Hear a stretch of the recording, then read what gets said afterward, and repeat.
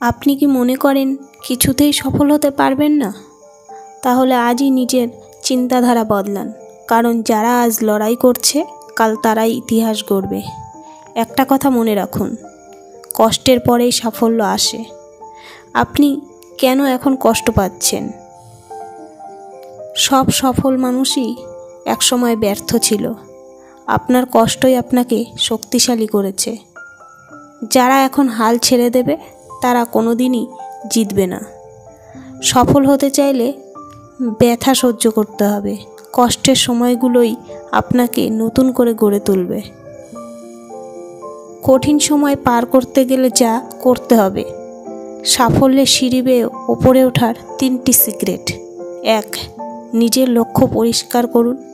আপনি কি চান? আপনার স্বপ্ন কি? 2. প্রতিদিন কাজ করুন।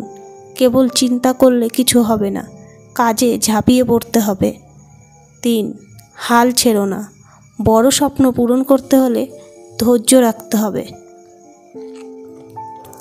জীবন আপনাকে কতবার ফেলে দিল সেটা বিষয় নয়, বিষয় হলো আপনি কতবার উঠে দাঁড়ালেন।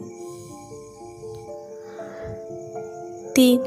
নিজেকে অজেয় বানানোর 3টি অভ্যাস।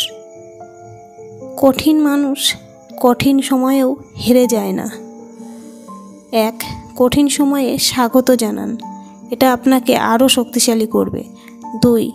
নিয়মিত শেখার অভ্যাস গড়ে তুলুন। সফল মানুষেরা প্রতিদিন কিছু না কিছু লেখে।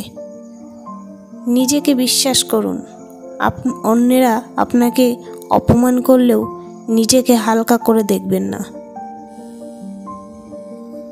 একটা জিনিস মনে রাখবেন, আপনার জীবনের গল্পটা এখনও শেষ হয়নি, কারণ আপনি এখনও লড়াই করছেন।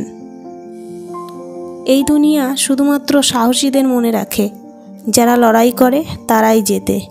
তাই আজই সিদ্ধান্ত নিন, আপনি কি হেরে যাবেন নাকি জিতবেন।